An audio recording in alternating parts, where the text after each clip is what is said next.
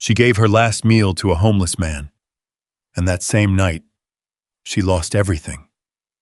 On a freezing night in South Chicago, Ava Brooks stood at a bus stop with nothing but a small box of food after a long shift. Across the street, a quiet man sat alone. No sign, no begging, just silence. Something about him made her stop and give him her last meal.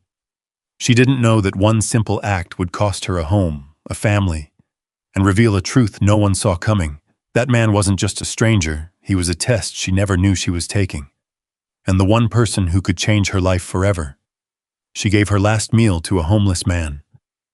And that same night, she lost everything. On a freezing night in South Chicago, Ava Brooks stood at a bus stop holding her last meal after a long shift. Across the street, a quiet man sat alone.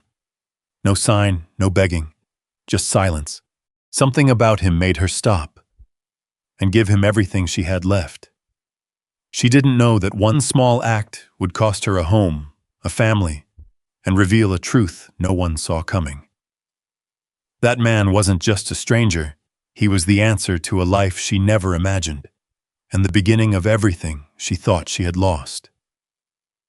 The wind cut through South Chicago like a blade that night, sharp and restless, slipping through coats, collars, and anything that wasn't pulled tight enough. The bus stop on 63rd Street flickered under a tired neon light, casting long shadows across the cracked pavement. Cars rushed past in a steady stream, headlights streaking through the cold air, engines humming like a distant storm that never quite arrived.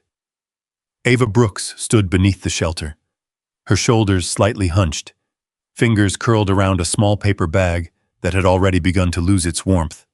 The smell of fries and a leftover chicken sandwich clung to it, faint but comforting. It was the last meal she had from her shift at the diner, what the manager let her take home at the end of a long night. It wasn't much, but it was enough. Enough to get through another day. Her feet ached inside worn sneakers, the kind that had seen too many double shifts and not enough rest.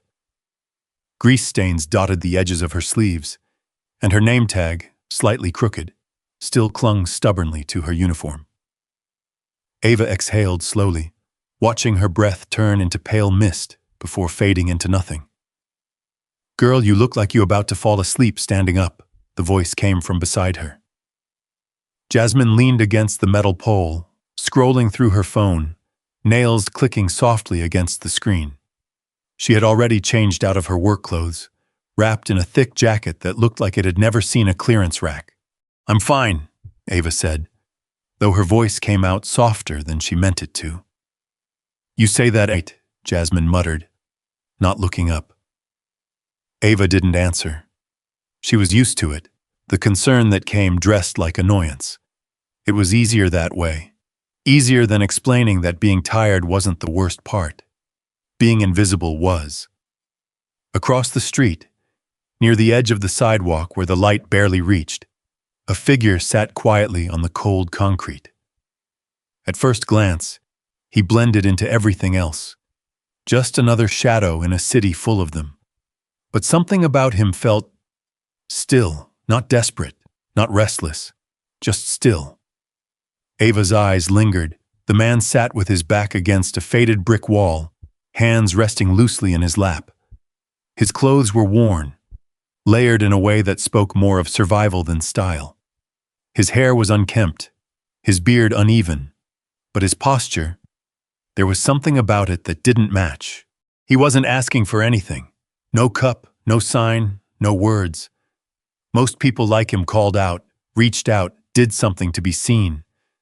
But this man, he looked like he had already decided not to. "Don't," Jasmine said suddenly, her voice sharper now. Ava blinked. "Don't what?" Jasmine finally looked up, following Ava's gaze. "Whatever you're thinking, just don't." Ava hesitated. "He looks, I don't know, different." Jasmine let out a short laugh. "Different how? Girl, he's homeless. I know that. Then what's the mystery?" Jasmine shrugged. "They all look sad. That's kind of the whole situation."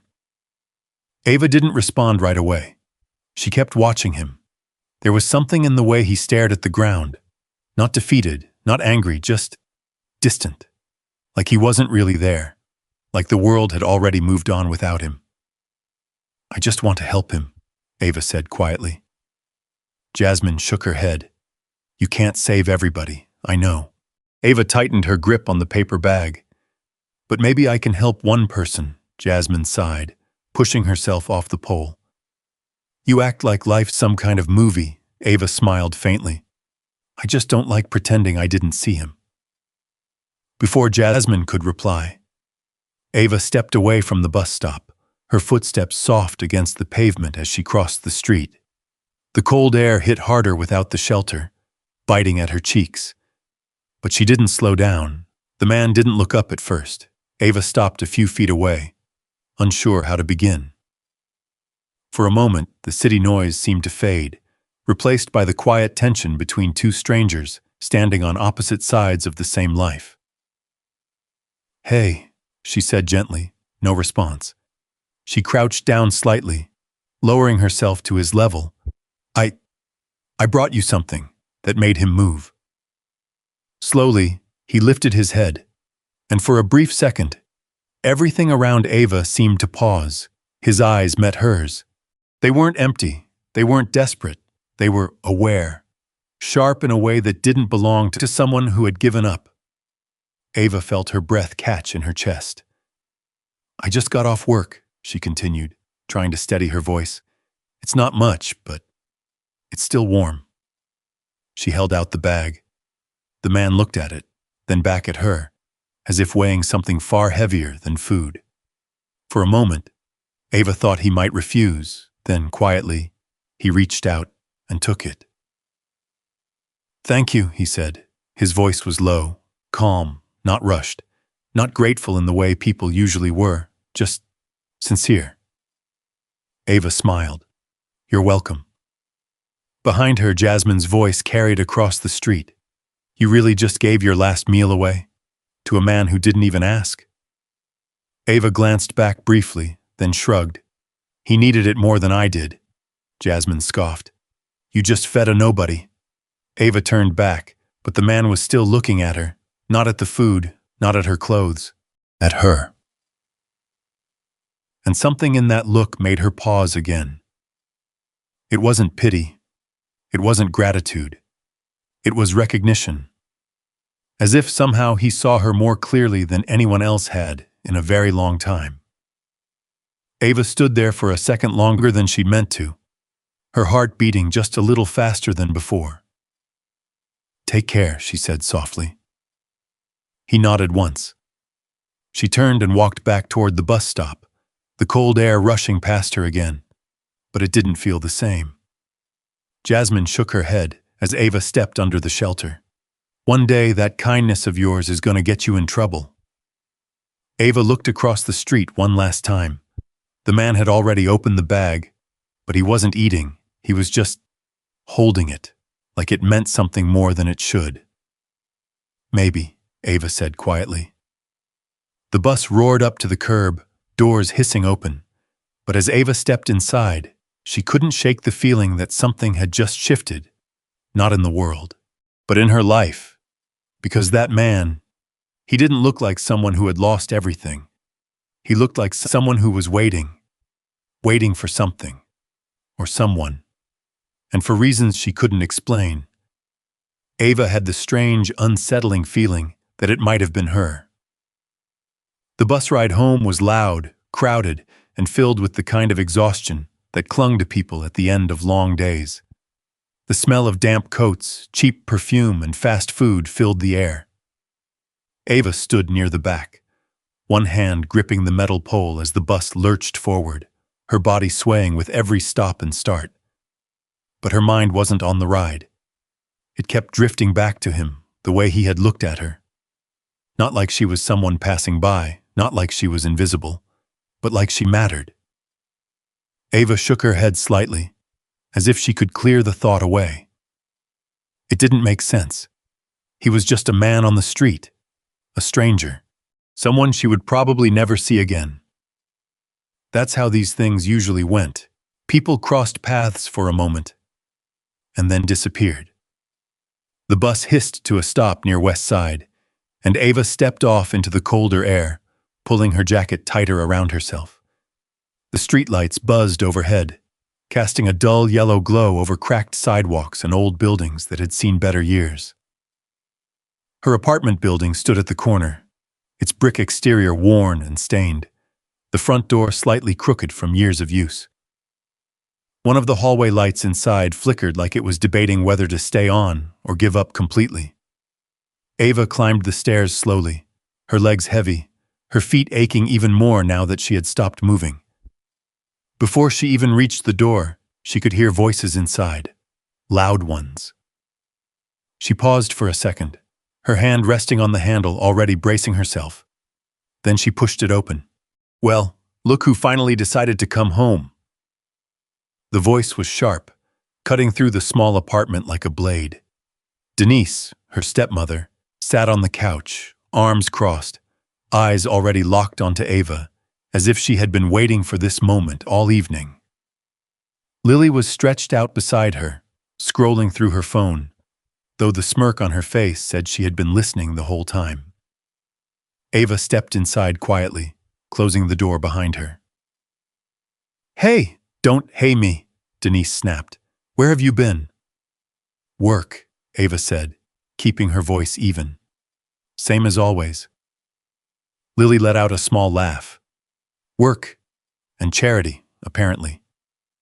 Ava froze for half a second, so they already knew. "Jasmine saw you," Lily continued, finally looking up from her phone. "Said you gave your food away to some homeless guy like you're running a nonprofit or something." Denise's expression hardened. "Is that true?" Ava set her bag down slowly, choosing her words carefully. He looked hungry. "That's not what I asked," Denise said. "Did you give away your food?" Ava met her gaze. "Yes." The silence that followed wasn't quiet. It was heavy. Denise let out a dry laugh, shaking her head. "Unbelievable. It was just one meal," Ava said. "It's not a big deal." "It is a big deal when you don't have anything to spare," Denise shot back. "We're not living in some fantasy world where you can just throw things away." "I didn't throw it away. I gave it to someone who needed it." Lily sat up, her eyes gleaming with amusement.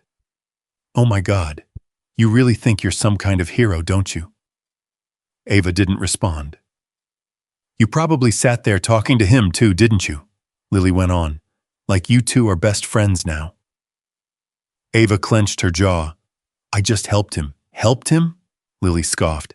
"You don't even help yourself." Denise leaned forward slightly, her voice lowering, but somehow becoming even colder. "Do you have any idea how hard I work to keep this place running?" Ava swallowed. "I do." "No, you don't," Denise said. "Because if you did, you wouldn't be wasting what little we have on strangers." Ava's hands tightened at her sides. "He's not just a stranger." "Oh, really?" Lily said, raising an eyebrow. "So what is he? Your new project?" Ava looked at her, something flickering behind her eyes. "He's a person."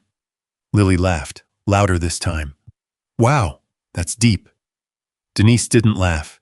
She just stared at Ava for a long moment, her expression unreadable. Then she said quietly, "You always do this." Ava blinked. "Do what?" "You get involved in things that don't concern you," Denise said. "You make everything harder than it needs to be." "I was just trying to be kind." "Kindness doesn't pay bills," Denise snapped. "Kindness doesn't keep a roof over your head." Ava felt something tighten in her chest. "I'm not asking you to pay anything," she said. "That's exactly the problem," Denise replied. "You're not asking for anything because you don't understand what it takes to survive." The words hit harder than Ava expected. For a moment, she didn't know what to say. Lily leaned back again, crossing her legs casually. "Honestly, Ava, you should just marry that guy. You seem to care about him more than anything else." Denise didn't stop her. She just watched. Lily grinned.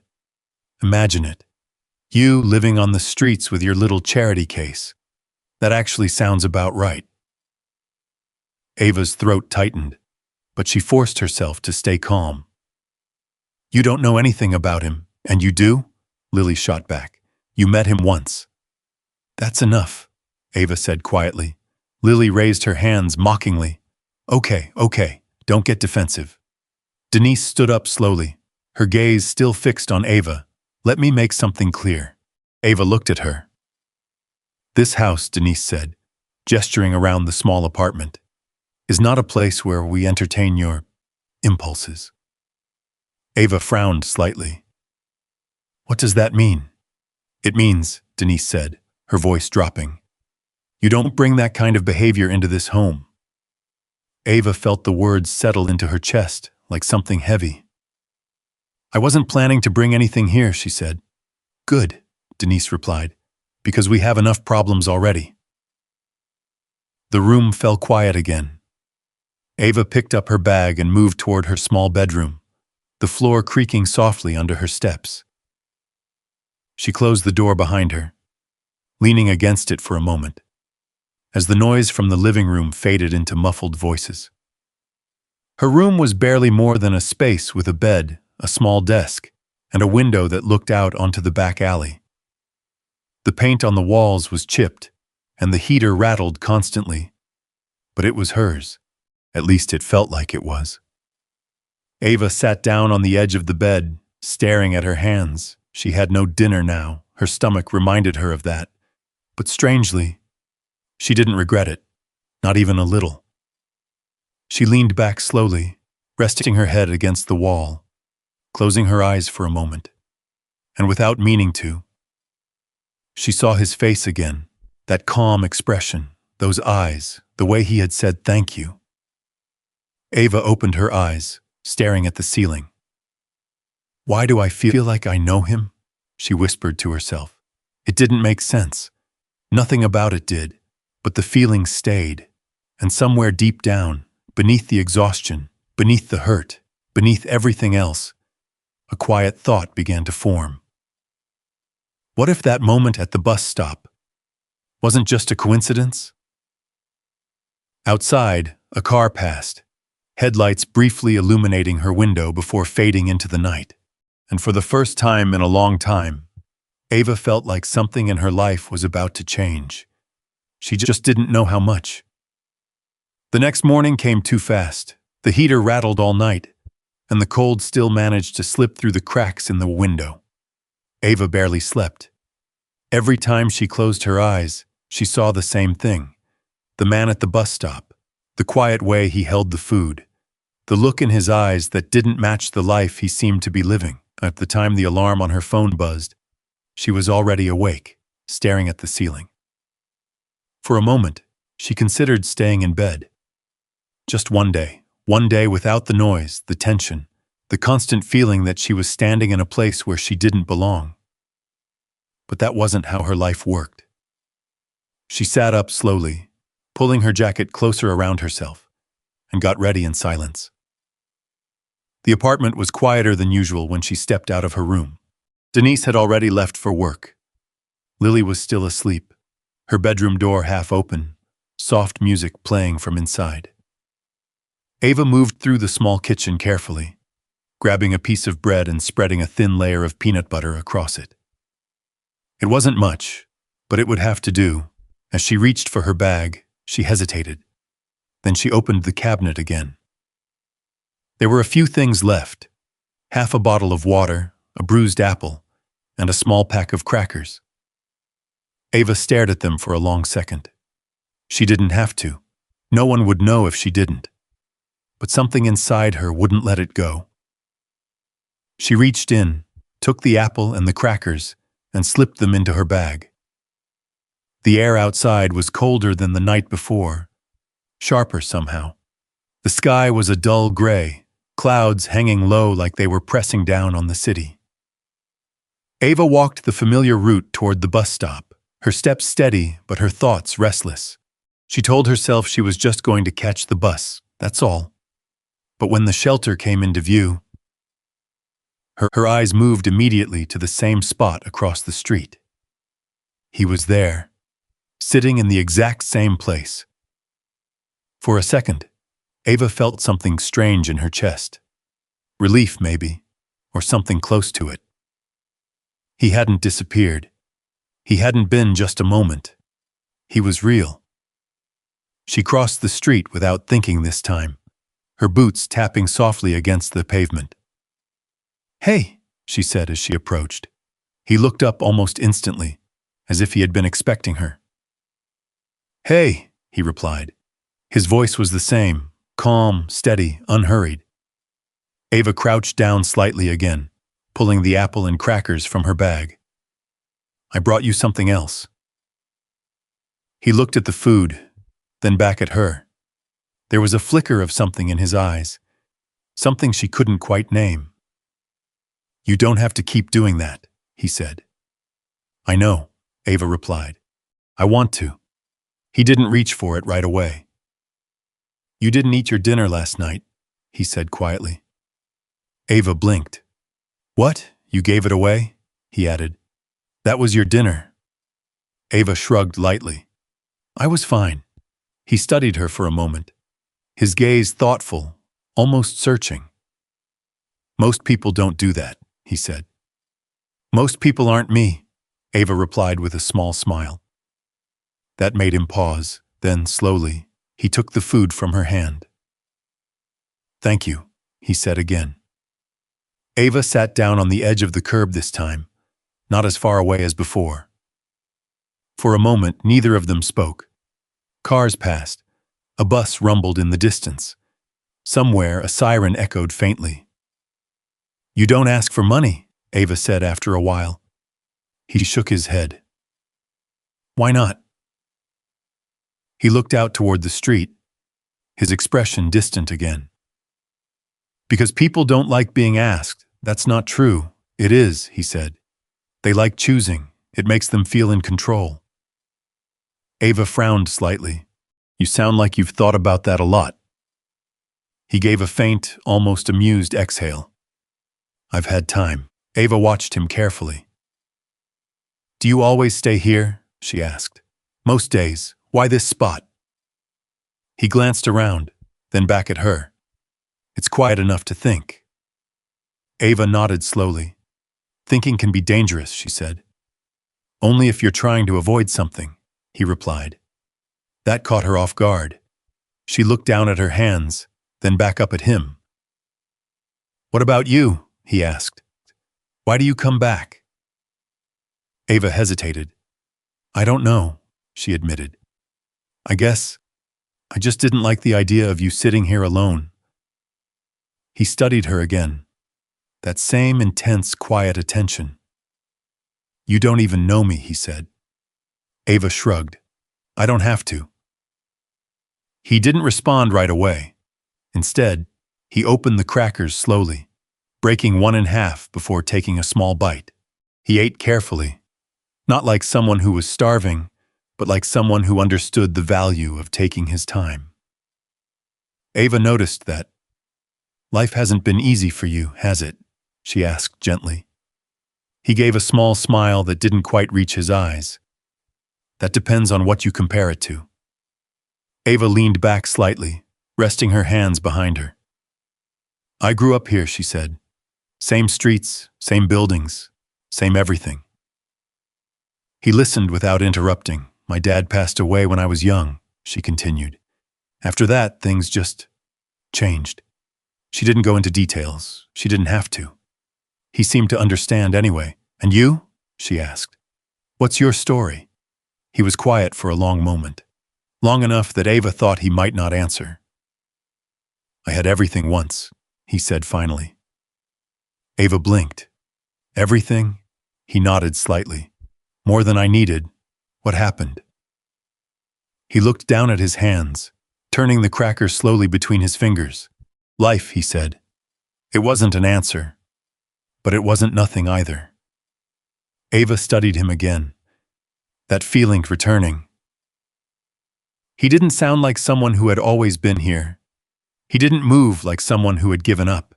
and he definitely didn't look at the world like someone who expected nothing from it. "You're different," she said quietly. He glanced up at her. "Different how?" Ava shook her head. "I don't know yet." A faint smile touched his lips. "Maybe that's a good thing," he said. A bus pulled up across the street, brakes hissing loudly.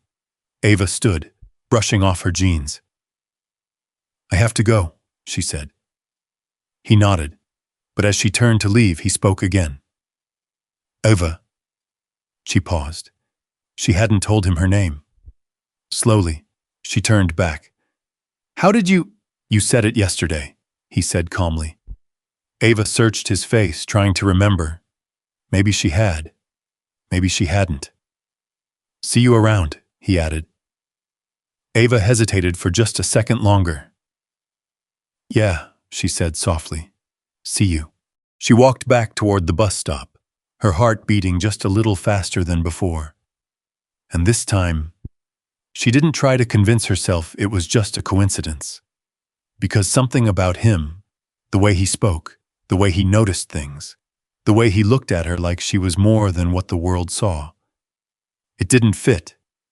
Not with the street, not with the life he seemed to be living. And as the bus doors closed behind her, Ava couldn't shake the feeling that she was missing something important. Because the man who never asked for anything seemed like someone who had once had everything. That thought stayed with Ava longer than she expected. It followed her through the bus ride, through her classes, through the long hours at the diner where the smell of grease clung to her skin no matter how many times she washed her hands.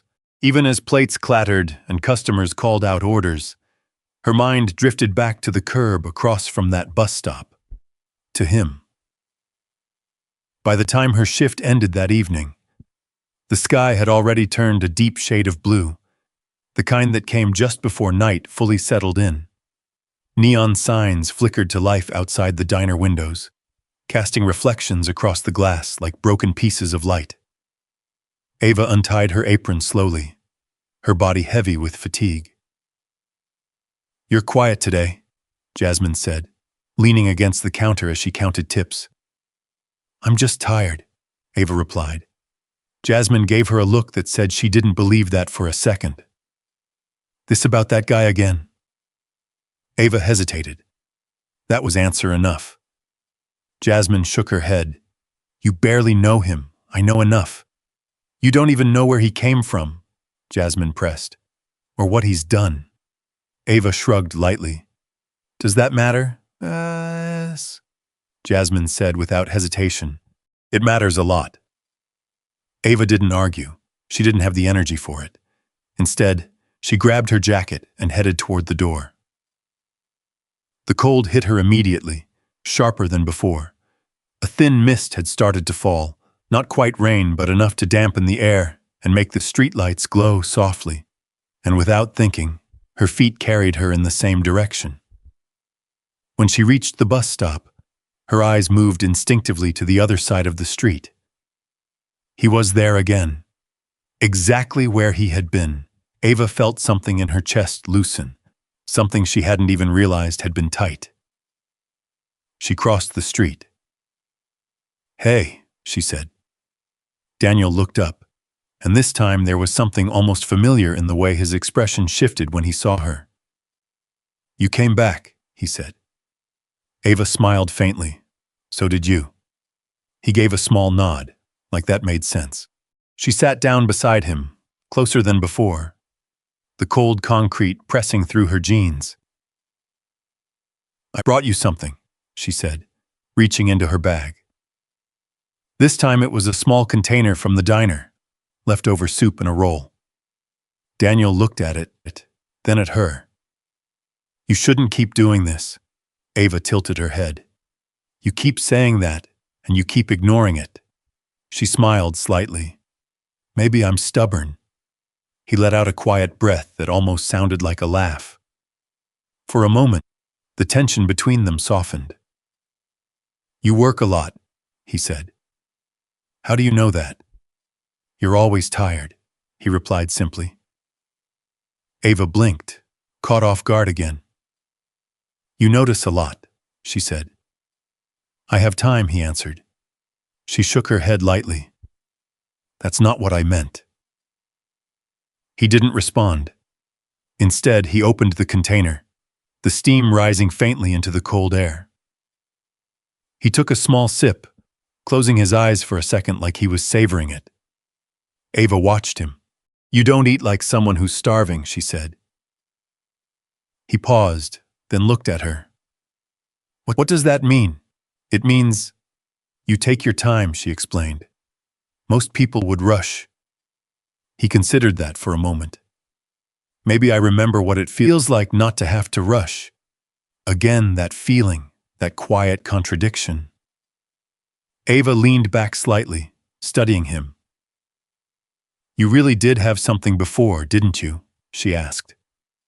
He didn't answer, but he didn't deny it either. The sound of laughter suddenly broke through the moment. Ava turned.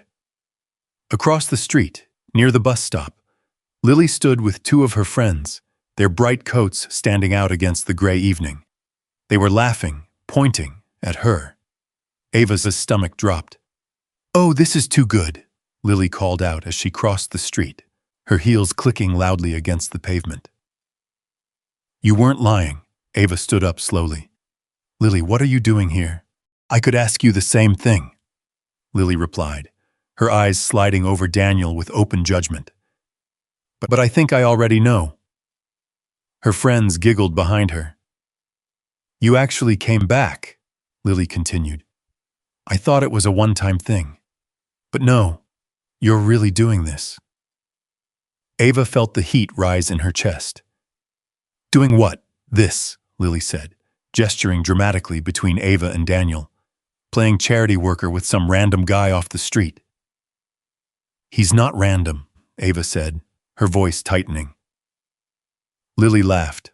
Oh, sorry, my mistake. What's his name again? Your future husband? Her friends burst into louder laughter. Ava clenched her fists at her sides. That's enough, she said. But Lily stepped closer, lowering her voice just enough to make it more cutting. You really think this is going to lead somewhere? Ava didn't respond.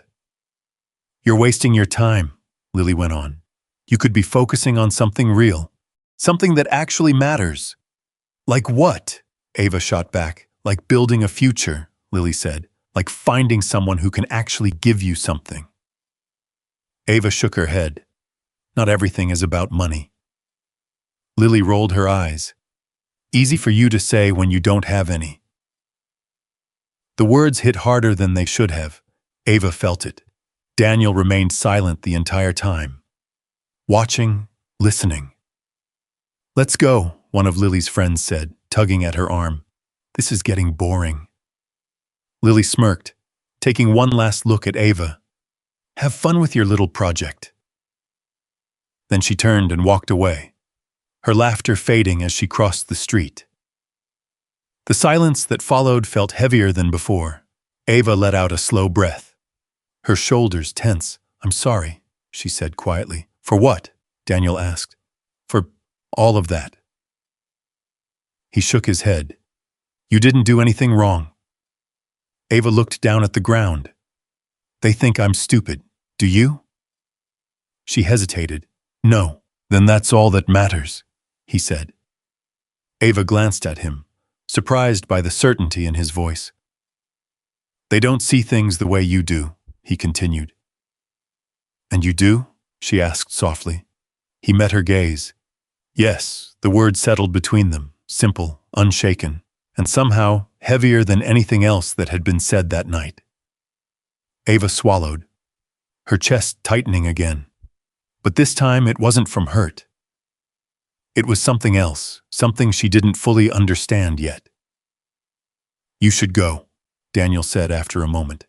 It's getting late. Ava didn't move right away. For a second, she just stood there, looking at him, trying to make sense of everything she felt. Then she nodded. Yeah, she said softly. I guess I should. She turned and walked back toward the bus stop, the cold air wrapping around her once again. But this time it didn't feel as harsh, because even with the laughter, even with the humiliation, something had shifted again. Not in the world, but in her. And as the bus pulled up and the doors opened with a loud hiss, Ava couldn't shake the feeling that whatever this was, it wasn't going to end at a bus stop, not even close.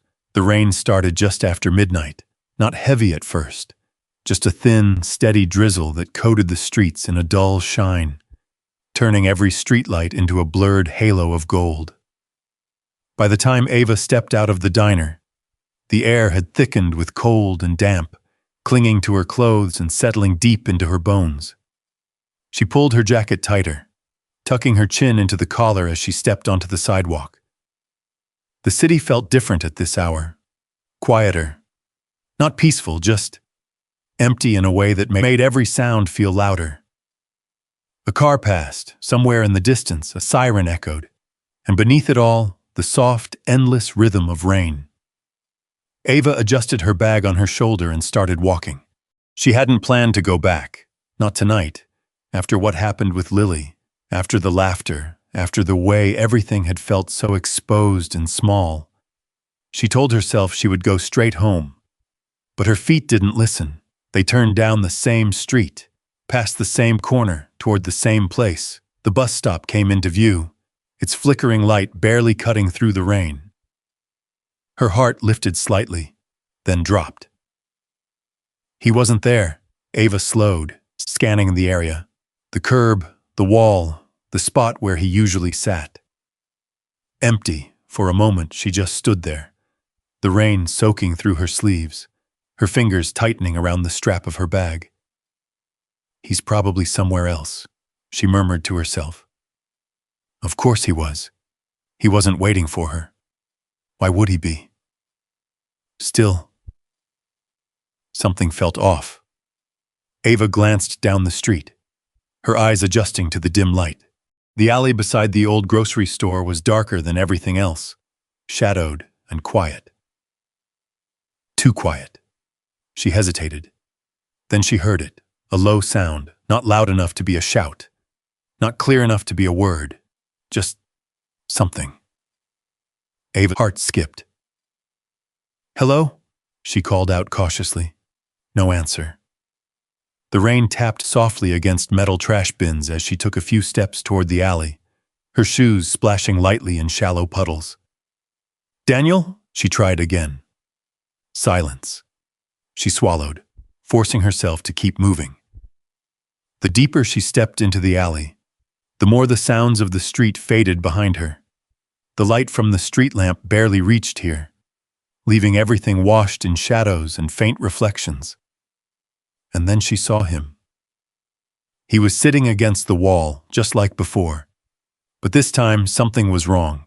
His posture was off, slumped, one arm hanging loosely at his side. "Daniel!" Ava rushed forward, dropping her bag as she knelt beside him. His face was partially turned away, his hair damp from the rain, his clothes darker where the water had soaked through. Hey, can you hear me?" she said, her voice trembling slightly. He stirred faintly, letting out a quiet breath. "I'm fine," he muttered. "You're not fine," Ava said, her hands hovering for a moment before she gently touched his shoulder. "What happened?" He didn't answer right away. Instead, he shifted slightly, wincing as he did. Ava's chest tightened. "Did someone hurt you?" she asked softly. He let out a slow exhale. "Some guys said this wasn't my spot, that's it?" Ava's voice rose slightly. "They just attacked you over a place to sit?" Daniel gave a faint, tired smile. "That's how it works sometimes." Ava shook her head, anger flickering through her. "That's not okay," he didn't argue.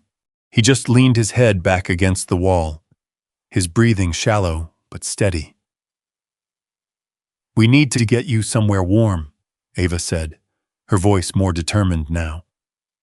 No, he said quickly, his eyes opening slightly. I'm fine. It's nothing serious. It doesn't look like nothing, she replied. I don't need a hospital. Ava frowned. Why not? He hesitated, then shook his head. It's complicated. Ava didn't press. Not yet. But she could see it. Whatever it wasn't just about money. Okay, she said slowly. Then we'll figure something else out.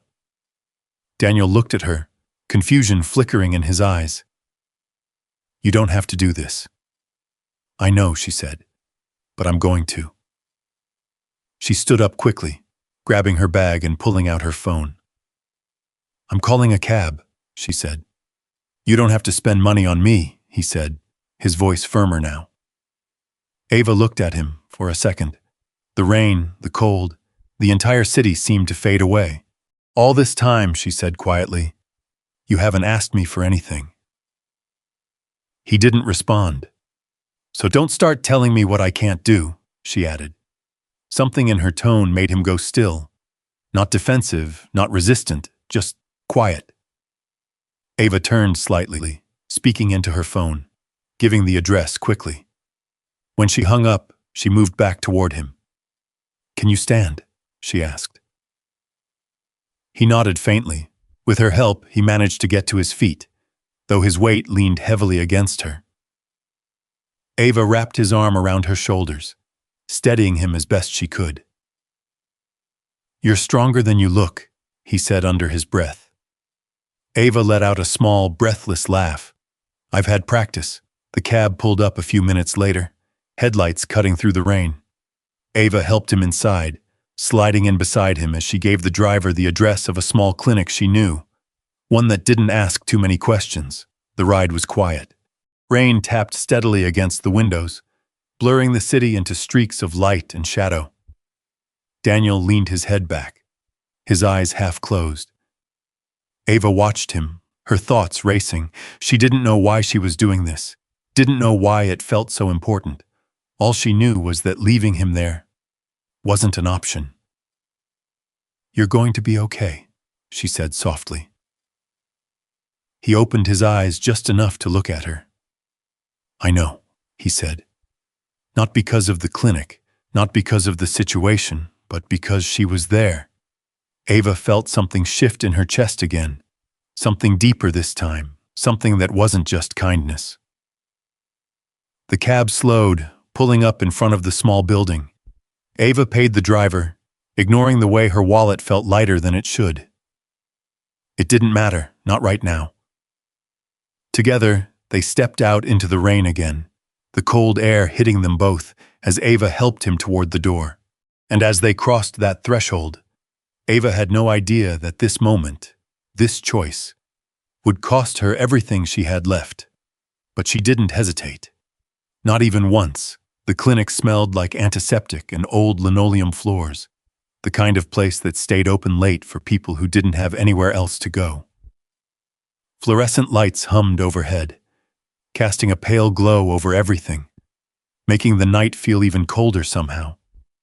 Ava helped Daniel onto a narrow bed, her hands steady even though her heart was racing. A nurse approached, her expression tired but kind. What happened? He was hurt, Ava said quickly. Outside. I don't know exactly, but he needs to be checked. The nurse nodded, already moving into action. We'll take care of him. You can wait over there. Ava hesitated for a second, glancing at Daniel. I'll be right here, she said softly. He gave a small nod, his eyes lingering on her just a second longer than necessary. Then they pulled the curtain closed. Ava stepped back into the waiting area, sinking into a hard plastic chair. Her hands were still slightly damp from the rain, her clothes clinging to her skin. She rubbed her arms, trying to warm herself, but the cold had already settled deep inside. Minutes stretched into something longer. The ticking clock on the wall seemed louder than it should have been. Ava reached into her pocket and pulled out her wallet. She already knew what she would find. A few bills. Not enough. Not nearly enough. But when the nurse returned and handed her the form, Ava didn't hesitate. "I'll cover it," she said, her voice firm. The nurse looked at her carefully. "Are you sure?" Ava nodded. "Yes." She signed her name without thinking twice. Hours later, Daniel was sitting up again, a clean bandage wrapped carefully along his side. He looked better, but not completely. Still tired, still worn, but alive. "That was enough. Shouldn't have done that," he said quietly. Ava shrugged, sitting across from him. "I told you. I wanted to." "That wasn't just a little help," he said. "That cost you something." Ava looked down at her hands. "So did leaving you out there." Daniel didn't respond. For a moment, the room felt smaller. Then Ava stood. "Come on," she said. "Let's get you somewhere safe." "Where?" he asked. Ava hesitated. She hadn't thought that far ahead. But then she said it anyway. "My place." Daniel frowned slightly. "You don't have to. I know," she cut in gently. "But you can't go back out there tonight." He searched her face like he was trying to understand something deeper than her words. Then, slowly, he nodded. The walk back felt longer. The rain had stopped, but the streets were still slick, reflecting the dim glow of streetlights. Ava kept her pace slow so Daniel could keep up, her arm occasionally steadying him when he needed it. Neither of them spoke much. They didn't have to. When they reached the apartment building, Ava paused at the door. For the first time that night, she hesitated. "You sure about this?"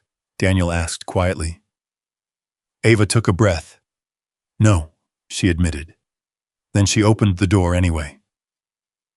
The hallway light flickered like always, casting uneven shadows across the walls.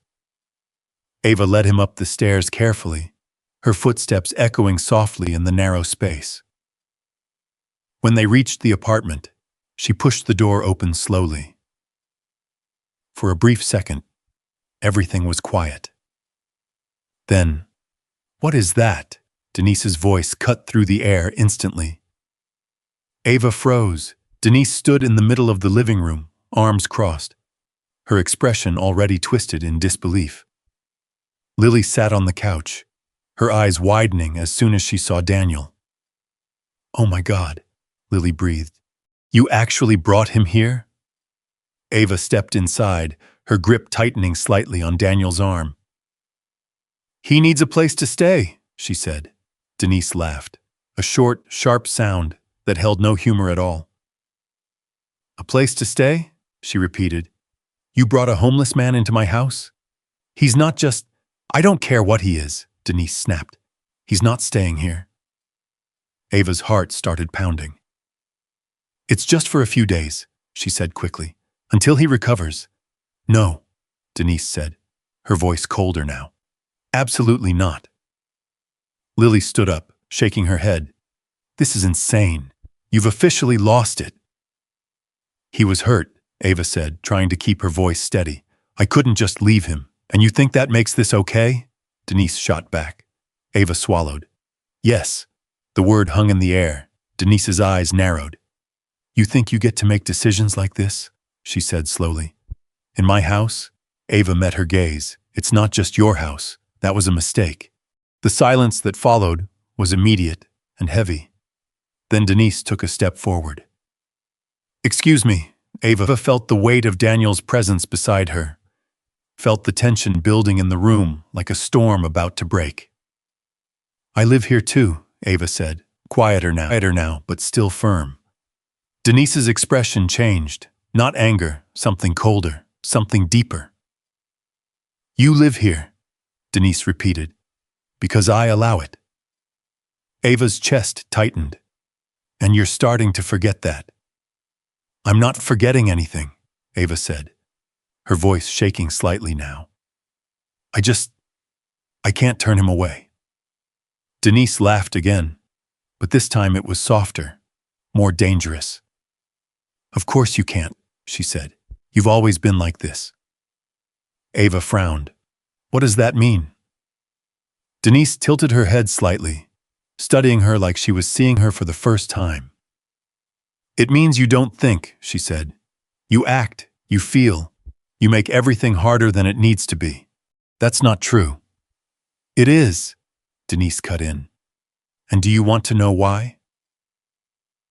Ava didn't answer, but Denise continued anyway. "Because you're not my child." The words landed like something heavy and final. Ava blinked. "What?" Denise's expression didn't change. "You heard me," she said. The room felt like it was tilting. "I took you in," Denise went on, "after your father died. I didn't have to, but I did." Ava's breath caught in her throat. "And I tried," Denise added. "I really did, but you were never mine." Lily watched in silence, her expression unreadable now. "You always made things complicated," Denise continued. "Always too soft, too emotional, too much." Ava felt something break inside her. All the years, all the looks, all the distance. It all made sense now. "You never," Ava's voice trembled. "You never cared about me?" Denise didn't answer right away. Then she said simply, "Not the way you wanted." The words were worse than anything else. Ava felt her vision blur, but she refused to cry. "Not here, not now." "So here's what's going to," Denise said, her tone final. "You have a choice." Ava looked at her. "You leave him," Denise said, nodding toward Daniel, "and you stay here." Ava's heart pounded. "Or," Denise continued, "you walk out that door with him, and don't come back." The silence that followed felt endless. Ava turned slightly, looking at Daniel. He didn't say anything. He didn't need to. Ava took a slow breath, then another, and in that moment, everything became clear. She turned back to Denise. "I'm not leaving him." Denise nodded once. "Then you're leaving this house." Ava didn't hesitate. She picked up her bag, took Daniel's hand, and walked toward the door. Lily didn't laugh this time. She just watched. The door closed behind them with a soft, final click. And just like that, Ava lost everything. But for the first time in her life, she felt something else too. Freedom. Cold. Uncertain. But real. The night air hit her again as they stepped outside, the city stretching out in front of them, wide and unforgiving. Ava tightened her grip on Daniel's hand. "I don't know where we're going," she admitted quietly. Daniel looked at her. "You're not alone," he said. Ava nodded, and together they stepped into the dark. The city didn't slow down for them. Cars kept moving. Streetlights kept flickering. Somewhere far off, laughter spilled out of a bar, as if nothing in the world had changed. But for Ava, everything had shifted in a single moment. The cold felt different now, sharper, more real. She tightened her grip on her jacket as they walked, her breath coming out in soft clouds that disappeared just as quickly as they formed. The sidewalks stretched endlessly ahead, wet from the earlier rain, reflecting broken streaks of light from passing cars. "I'm sorry," Daniel said quietly. Ava glanced at him. "For what? For getting you into this?" Ava shook her head immediately. "You didn't do anything." "I did," he said. "If you hadn't met me, if I hadn't met you, I'd still be in that house," Ava cut in, "and nothing would have changed." Daniel didn't respond. They walked in silence for a few steps. The wind picked up again, slipping through the narrow streets, tugging at Ava's hair, biting at her skin. She rubbed her hands together, trying to keep warm. "So, where do people usually go?" she asked after a while, her voice quieter now. Daniel looked ahead. "Depends. On what? On how long they think they'll be out here." Ava let out a small breath. "I don't think I've figured that out yet." They reached the edge of an overpass, the concrete structure rising above them like a shadow. Beneath it, the ground was dry, shielded from the rain. A few scattered belongings were tucked into corners. Old blankets, cardboard, things left behind or claimed by people who passed through. Daniel slowed. "This is where I stay sometimes," he said. Ava looked around. It wasn't much. It wasn't anything. Just a space between pillars, open to the cold air. The sounds of traffic echoing above like distant thunder, but it was shelter. "Okay," she said softly. Daniel glanced at her, surprised. "Okay," Ava nodded. "We'll stay here tonight. You don't have to." "I know," she said again, the same quiet certainty in her voice. "But I'm not leaving you." He studied her for a moment. Then he nodded. They moved further under the bridge, where the wind wasn't as strong. Ava set her bag down, pulling out the extra sweater she had packed earlier. She handed it to him. "You need this more than I do," she said. Daniel hesitated. "Ava, just take it," she insisted gently. He accepted it this time, slipping it on without another word. Ava sat down on the cold concrete, pulling her knees up slightly, wrapping her arms around them. The ground was hard, unforgiving, but she didn't complain. Above them, cars passed in a steady rhythm, a low, constant sound, like the world moving forward, without them.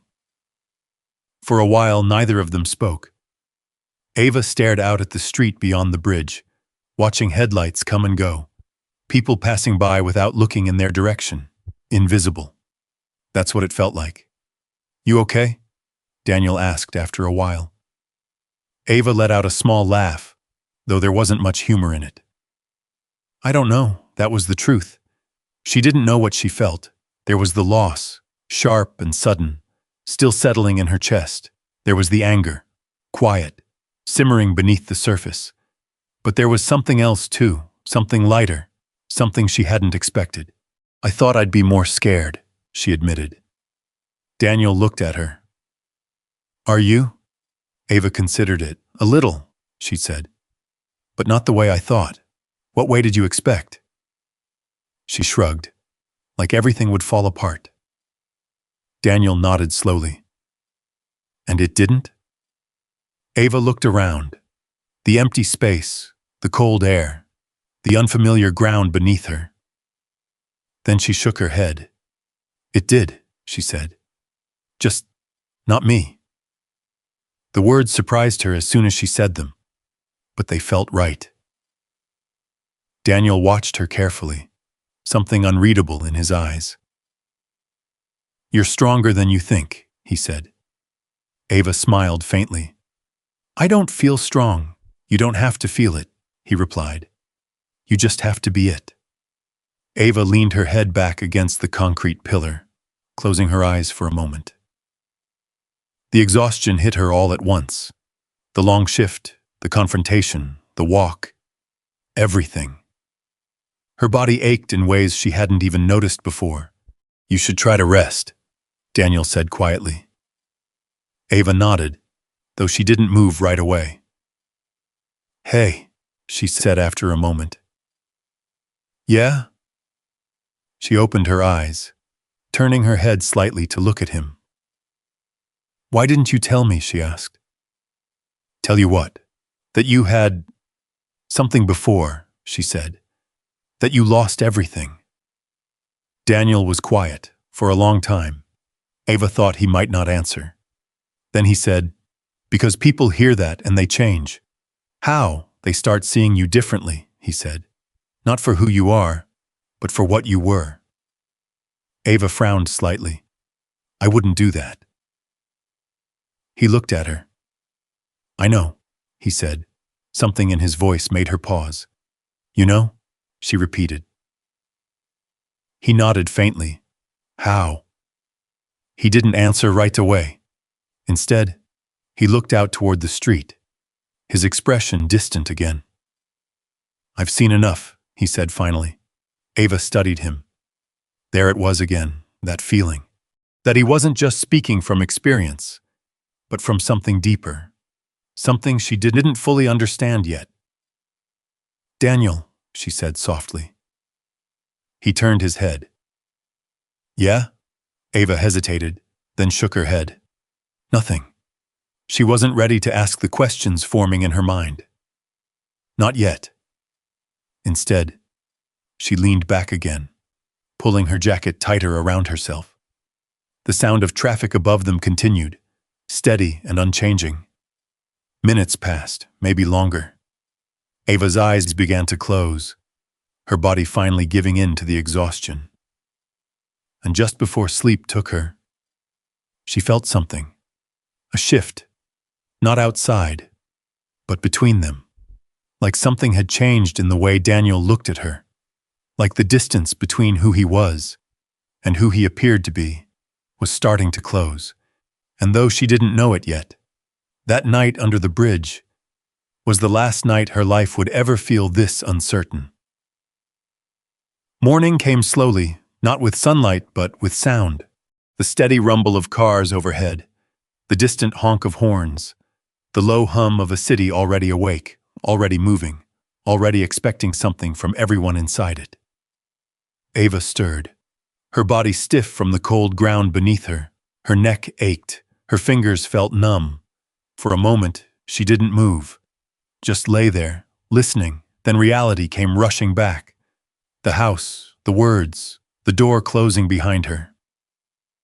She opened her eyes. The gray light of early morning filtered in from the edge of the bridge, soft and dull. The world looked muted, like everything had been drained of color overnight. Ava pushed herself up slowly, wincing as her muscles protested.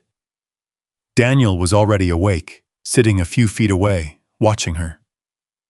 "You're up," he said.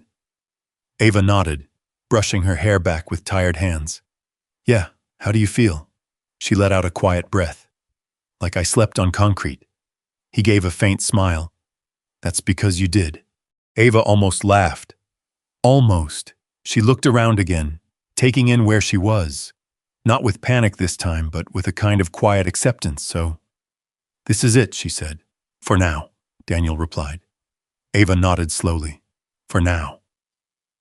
The words settled differently this morning. Not like an ending, more like something in between. She stood, stretching slightly, her joints stiff. "What now?" she asked. Daniel didn't answer right away. Instead, he stood too, brushing off his clothes. "We get you somewhere warm," he said. Ava shook her head. "We get you somewhere warm. You're still hurt. I'll be fine." "That's what you said last night. And I meant it." Ava looked at him, really looked this time. There was something about him this morning. Something clearer now that the night had passed. The way he stood, the way he spoke, the way he carried himself. Even here, even like this, it didn't match. "Daniel," she said quietly. "Yeah?" She hesitated, then asked the question that had been building inside her since the moment they met. "Who are you?" The air between them shifted, not dramatically, not suddenly, but enough. Daniel didn't look away. He didn't laugh it off. He just stood there.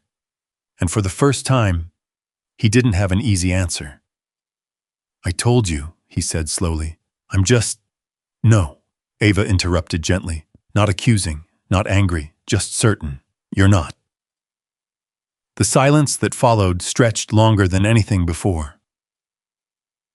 Cars passed overhead. A gust of wind swept through the space beneath the bridge. Still, Ava didn't look away, and neither did he. Finally, Daniel exhaled, a long, quiet breath. "Okay," he said, just one word, but it carried weight, more than anything he'd said before. Ava felt her heart begin to beat faster. "Okay, what?" she asked softly. Daniel glanced toward the edge of the bridge, as if checking something. Then he reached into his pocket.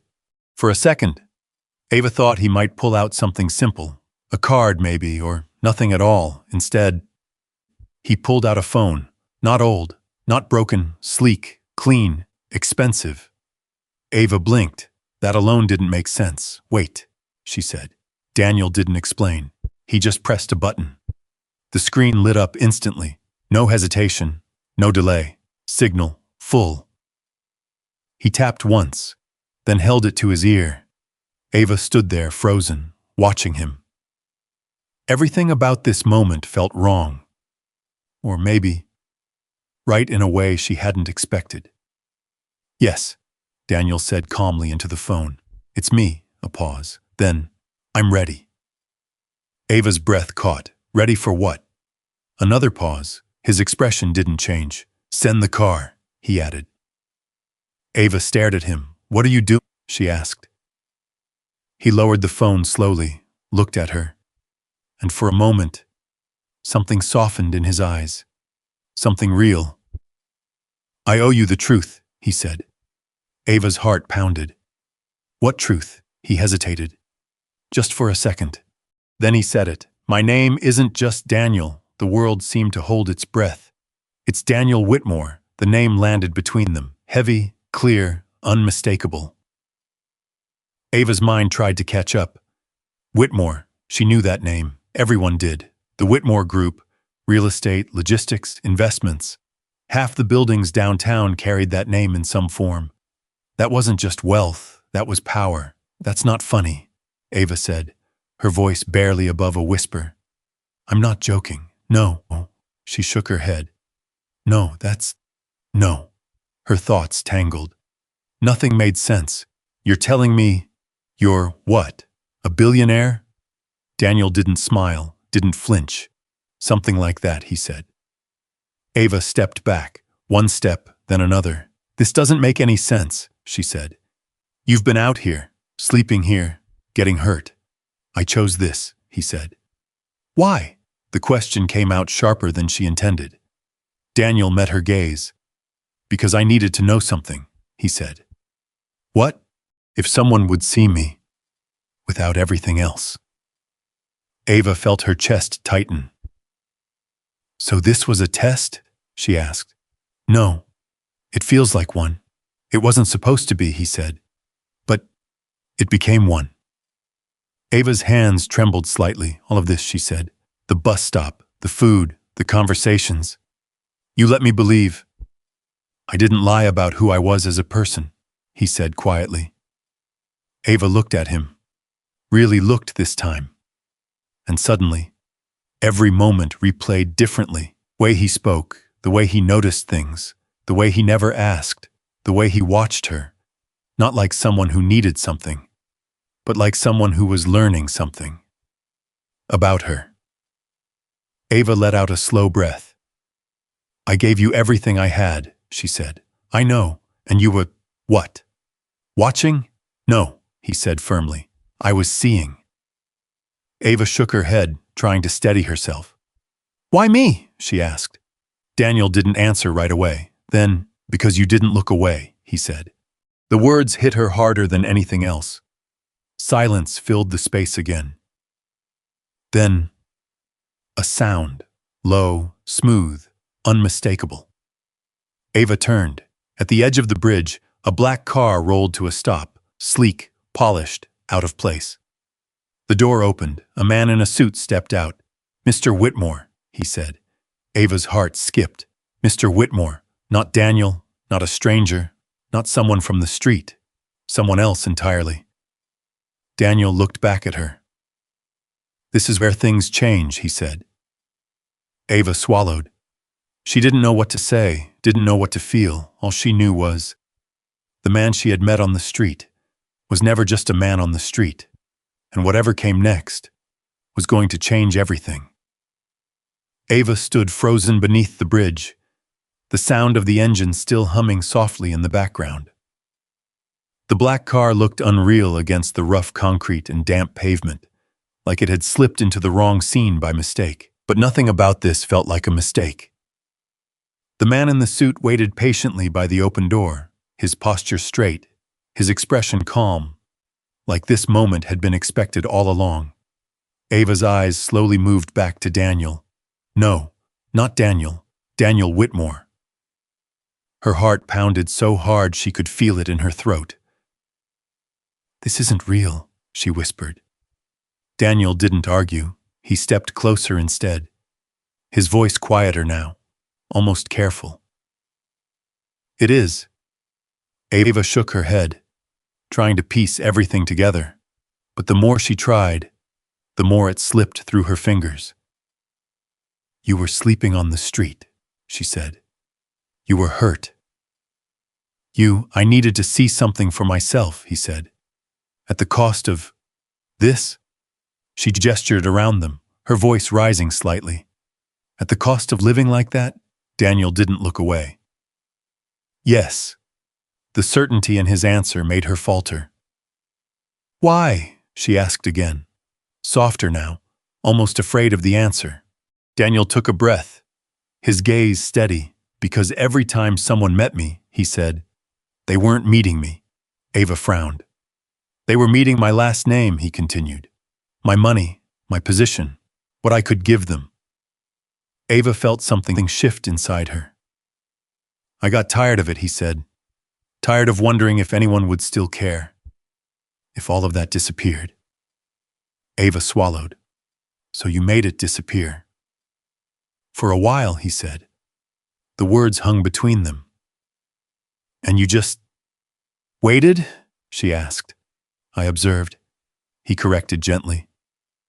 Ava let out a breath that felt heavier than it should have been. "And I was part of that," she said. "Yes." There was no hesitation in his answer. That honesty hit harder than anything else. Ava looked down at her hands, then back at him. "You let me believe you were alone," she said.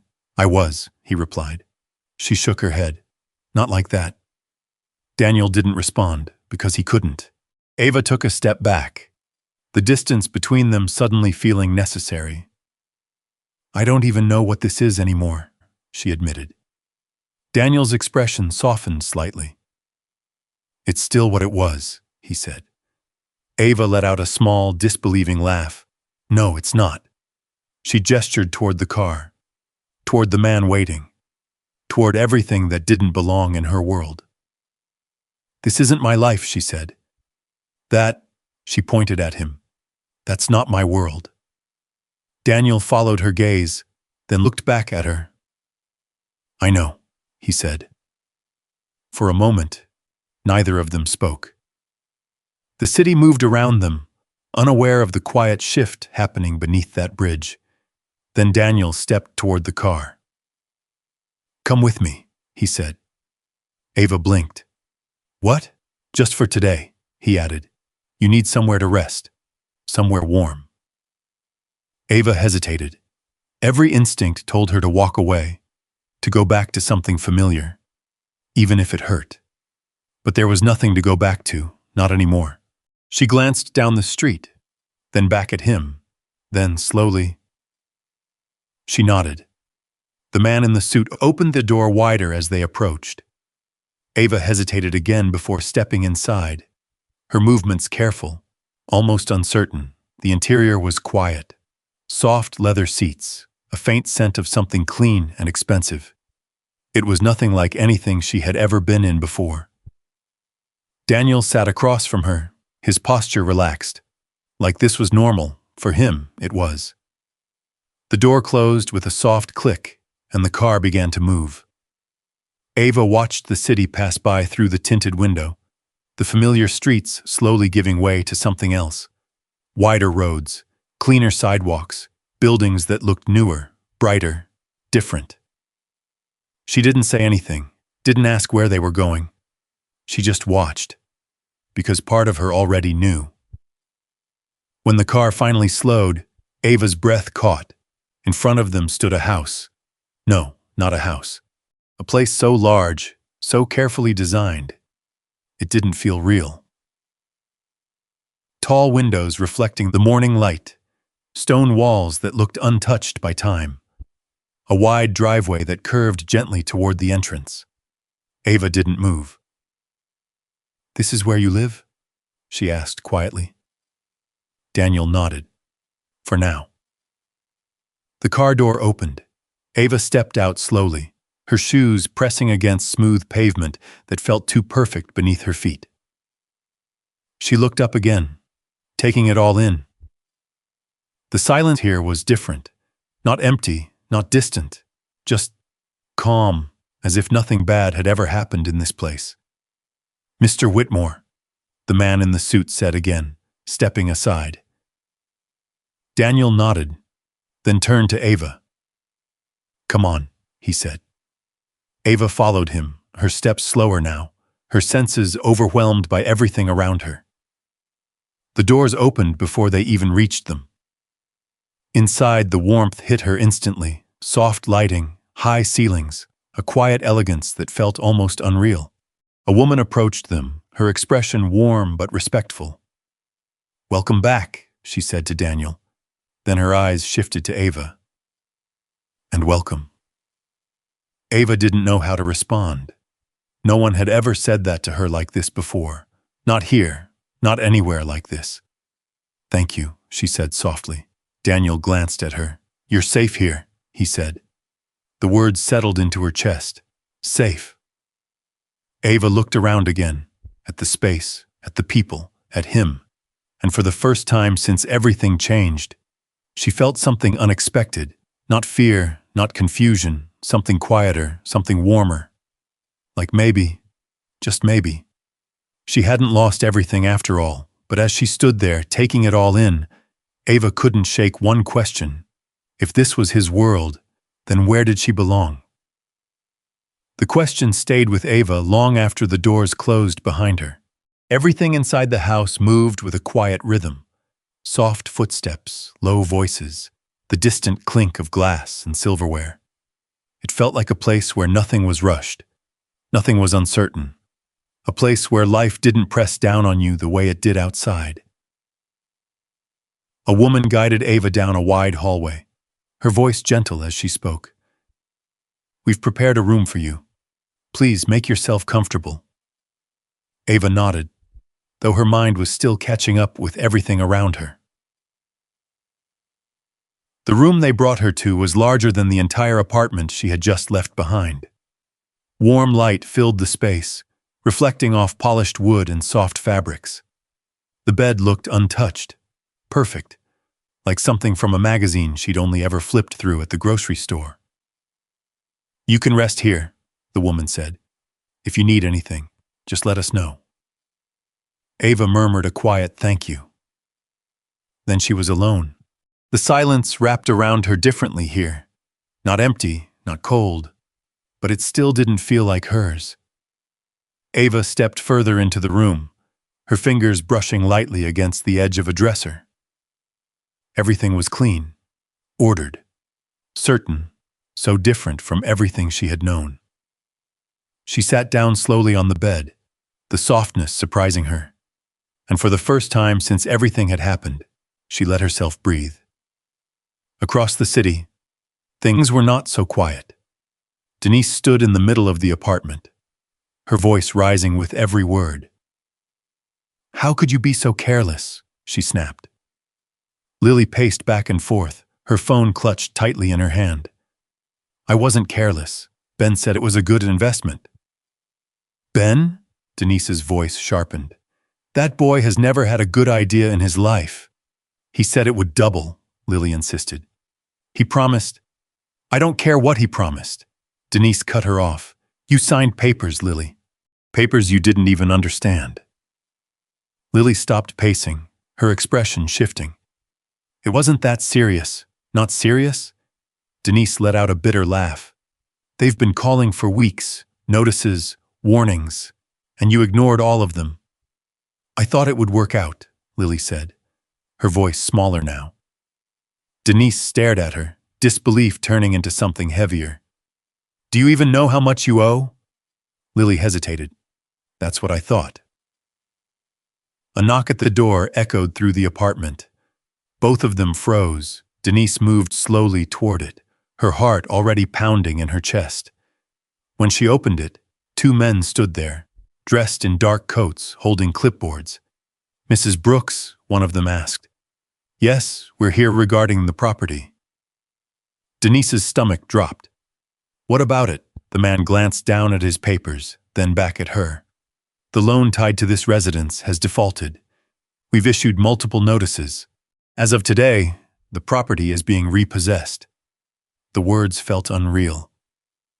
"What?" Denise whispered. "You need to vacate the premises," the man continued.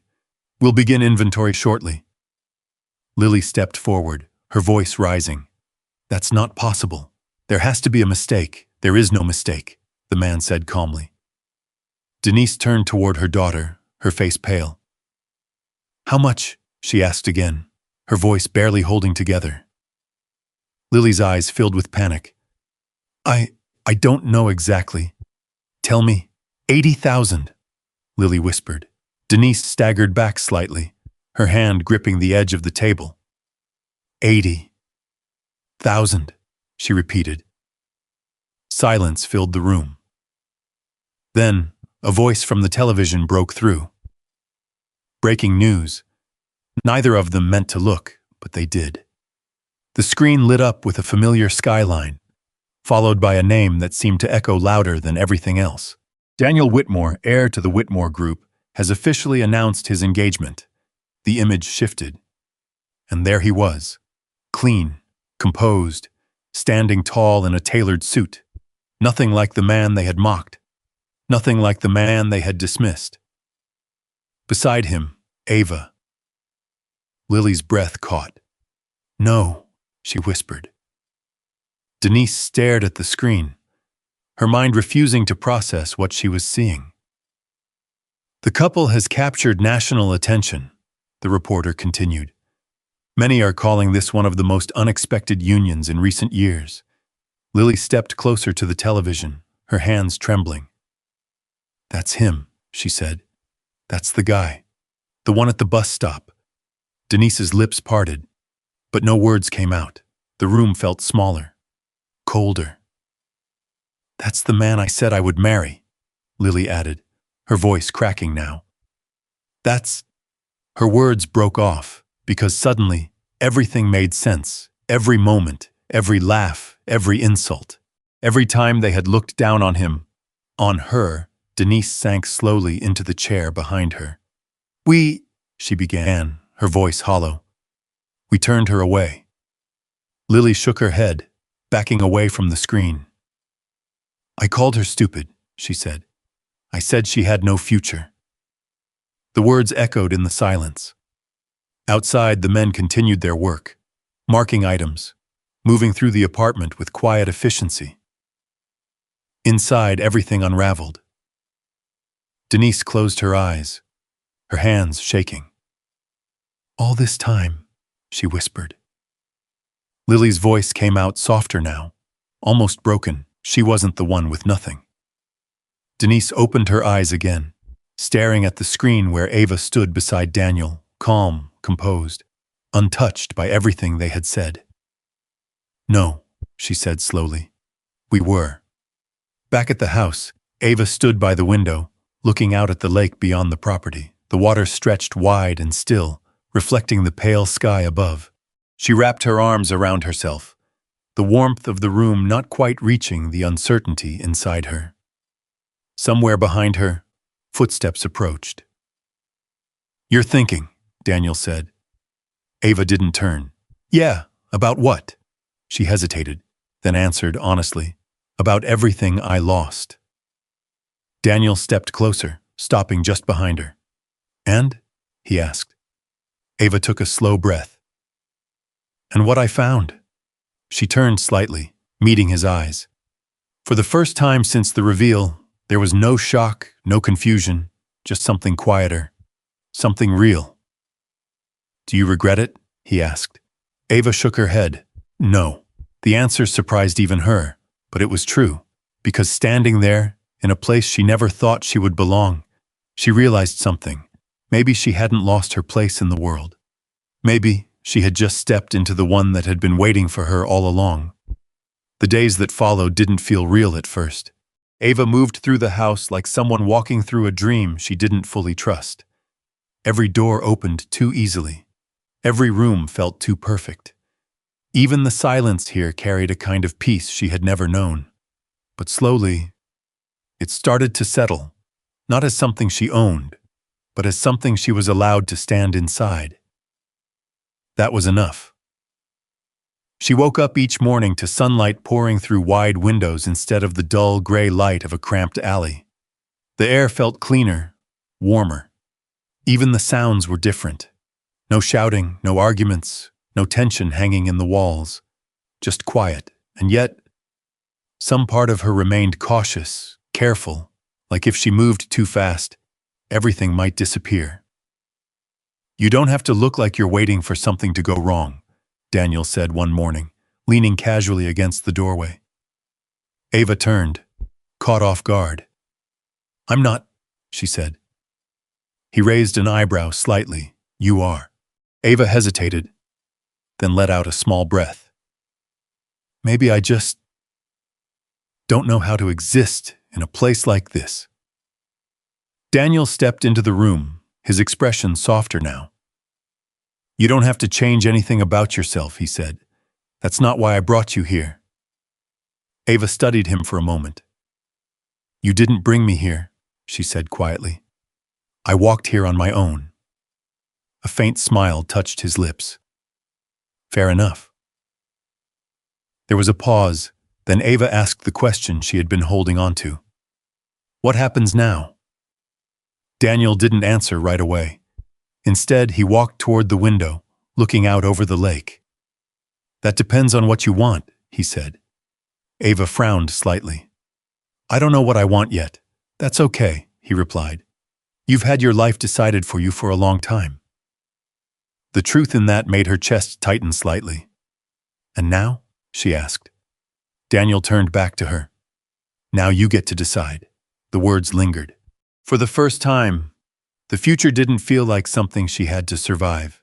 It felt like something she could choose. Across the city, everything was falling apart.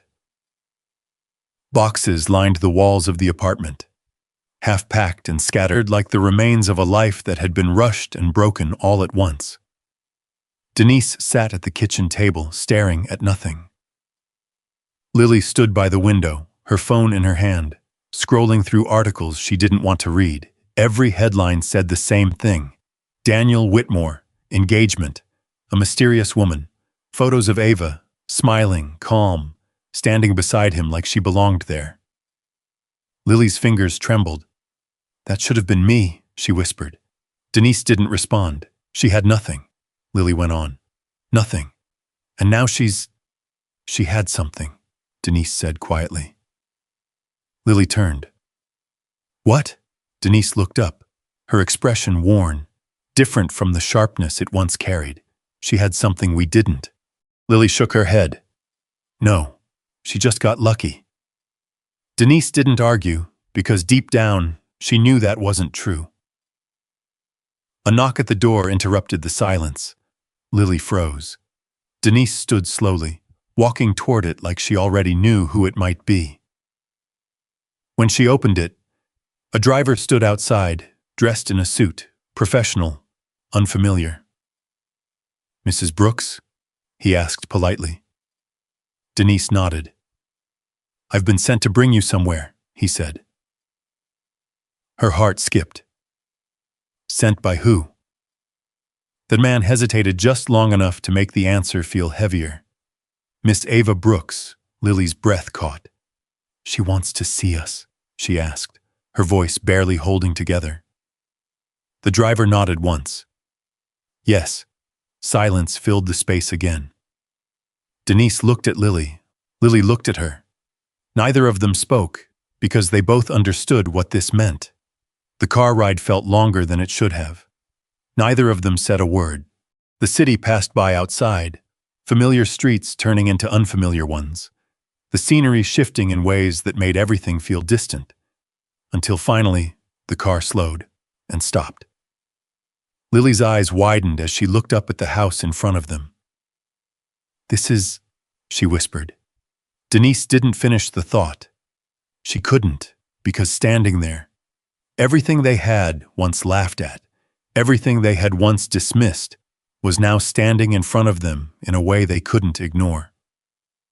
The doors opened, they stepped out slowly, and for the first time, they didn't feel like they belonged anywhere. Inside, the warmth wrapped around them immediately, but it didn't comfort them, it only reminded them of what they had lost.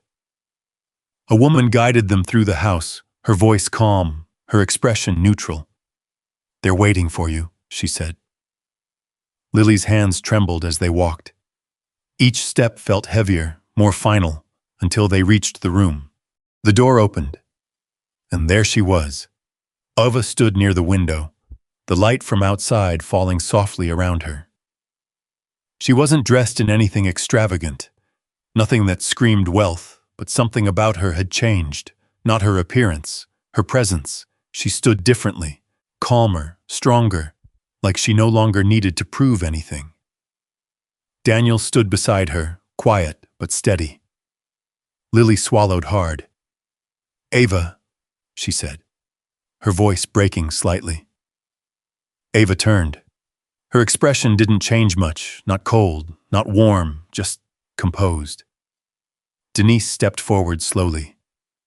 "I know we don't deserve this," she began, her voice softer than Ava had ever heard it. Ava didn't interrupt. "I know what I said," Denise continued. "What I did, and I can't take that back." Lily stepped closer too, her eyes glossy now. "I was wrong," she said, "about everything." The room felt still, heavy, filled with words that had come too late. Ava looked at them both, for a long moment. Then she spoke. "I used to wait for this," she said quietly. Their eyes lifted.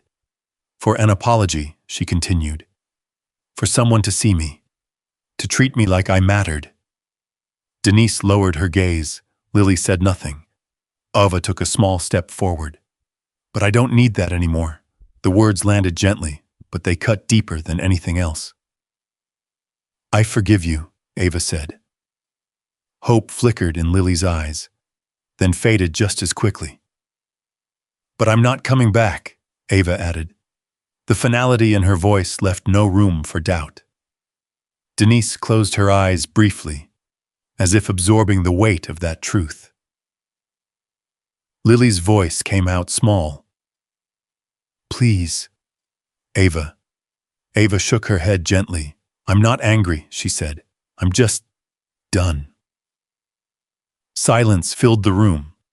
Not loud, not dramatic, just quiet and final. Daniel stepped forward slightly, his presence calm but protective. Ava turned toward him, then back to them. "I hope you find what you're looking for," she said softly. Then she stepped away. The distance between them grew, not physically, but in a way that couldn't be crossed anymore. Denise didn't stop her. Lily didn't follow, because for the first time, they understood. They hadn't lost Ava that night. They had lost her long before that. They just hadn't realized it. Until now. The room slowly emptied after that. Denise and Lily didn't argue. They didn't beg again. They simply stood there for a moment longer, as if hoping something might change. And when it didn't, they turned and walked away. The sound of the door closing behind them was soft, but it carried a finality that echoed through the space. Ava didn't move at first. She stood where she was, her hands loosely at her sides, her eyes fixed on nothing in particular. The tension that had lived in her chest for years, tight, constant, unspoken, began to loosen in a way she didn't expect. Not all at once, not dramatically, just slowly, like something heavy being set down after being carried too long. "You okay?" Daniel asked quietly beside her. Ava let out a small breath. "Yeah," she said, and this time she meant it. There was no anger left, no need to prove anything, no need to go back and fix what had already broken. She had done what she needed to do. She had said what she needed to say, and somehow, that was enough. Daniel watched her for a moment longer, then nodded slightly. "Come on," he said. "There's something I want to show you." Ava glanced at him, a hint of curiosity returning. "What is it? You'll see." The drive felt different this time, not overwhelming, not unfamiliar, just quiet, comfortable in a way she hadn't expected. The city passed by again, but this time Ava didn't feel like she was leaving something behind. She felt like she was moving toward something. When the car slowed, Ava leaned slightly forward, looking out the window. It wasn't another mansion, not another polished building or gated estate. It was something simpler. A brick building on a corner lot, modest but clean. The front had wide windows, and through them she could see tables, chairs, and people moving inside. A small sign hung above the door, Community Kitchen. Ava blinked. "What is this?" she asked softly. Daniel smiled faintly. "Come on." They stepped out of the car. As soon as Ava walked closer, she heard it. The sound of voices, laughter, utensils clinking against plates. The smell of warm food drifted through the air, rich and comforting. Inside, people sat together at long tables. Some looked tired, some looked worn, but they were eating, talking, existing, without being invisible. Ava stepped inside slowly. A woman behind the counter looked up and smiled. "You here to help?" Ava hesitated.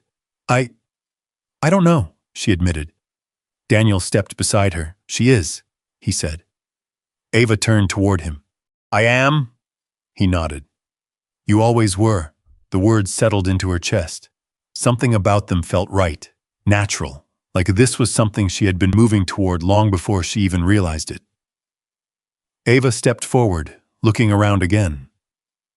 An older man sat alone at one table, staring quietly at his plate. A mother helped her young child with a spoon. A group of people laughed softly in the corner, their voices warm despite everything they had probably been through. Ava moved toward the counter. "What can I do?" she asked.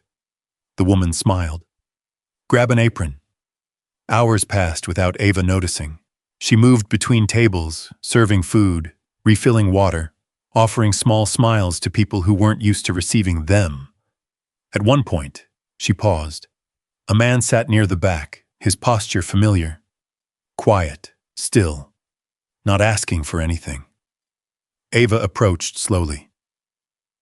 "Hey," she said gently. The man looked up, and for a brief second, it felt like everything had come full circle. "Hey," he replied. Ava smiled. She placed a warm plate of food in front of him. "You don't have to say thank you," she said. The man looked at her, surprised. Then he smiled softly, and for the first time, Ava understood something she hadn't fully seen before. Kindness wasn't about fixing everything. It wasn't about saving the world. It was about seeing someone, really seeing them, and choosing not to look away. Daniel stood near the doorway, watching her. Not as a billionaire, not as someone testing anything, just as a man who had finally found what he had been searching for. When Ava finished, she walked back toward him, wiping her hands on a towel. "That felt right," she said. Daniel nodded. "Because it is." Ava looked around one more time, at the people, at the space, at the life unfolding quietly inside those walls. Then she looked at him. "I don't want to lose this," she said. "You won't," he replied. "We can build more of it." Ava smiled.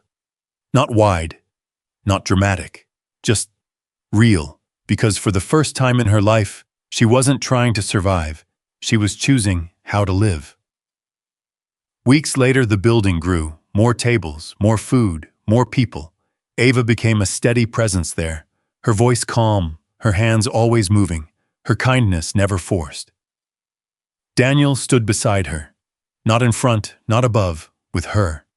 And every now and then, when the day slowed and the light softened through the windows, Ava would pause, just for a moment, and remember the night at the bus stop, the cold air, the last meal, the quiet man who didn't ask for anything. She would smile to herself, because that one small choice, that one act of kindness, had changed everything, not by giving her something she didn't have, but by showing her what had always been inside her all along. And this time, the world finally saw it too.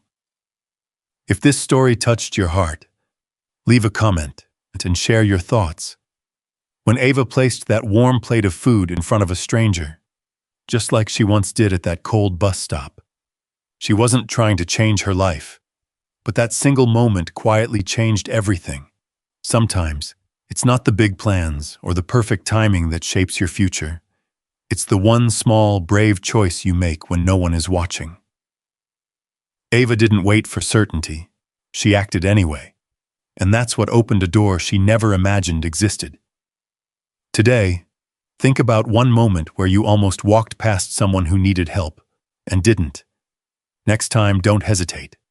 Just like Ava, you might not see the outcome right away, but that moment could matter more than you think. Have you ever helped someone and later realized it changed your life too? Tell me your story in the comments. And if this stayed with you, there's another story coming up that might make you see kindness in a whole new way.